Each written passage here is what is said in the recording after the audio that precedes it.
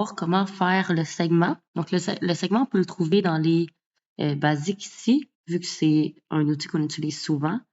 Mais on peut aussi le trouver dans la zone ligne. Donc, c'est la même chose. Donc, quand je trace un segment, ça me dit aussi qu'est-ce qu'il faut que je fasse. Donc, j'ai besoin de 2 points, créer ou non. Ça veut dire que si j'ai pas de point, en cliquant, ça va me faire mon premier point. Et quand je reclique, ça va faire le deuxième. Je retourne toujours à la flèche entre chaque mouvement.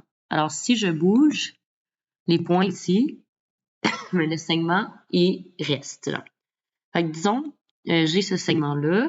Ce que j'aimerais, ça pourrait être, disons, d'afficher sa mesure. Donc, si ici, je clique sur les 3 petits points, propriété, je pourrais décider premièrement d'afficher comme son petit nom, genre la petite lettre minuscule. Mais je pourrais aussi décider, disons, d'afficher une étiquette. Quand j'affiche l'étiquette, je peux afficher son nom. Je peux afficher son nom et sa valeur. Je peux aussi afficher sa valeur. Donc ça ici, ça me donne exactement le fait que ce segment-là mesure 4. Si je l'allonge, ben la mesure, elle change. Donc ça va avec le segment. Si je voulais que les points changent de nom, mais je pourrais évidemment aller dans les points, propriétés et changer le nom du point. Ce qui est pratique aussi, c'est un segment de longueur donnée.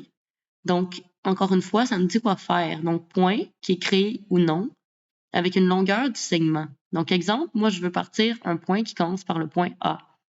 Mais je pourrais cliquer dessus. Ça me dit quelle longueur je veux.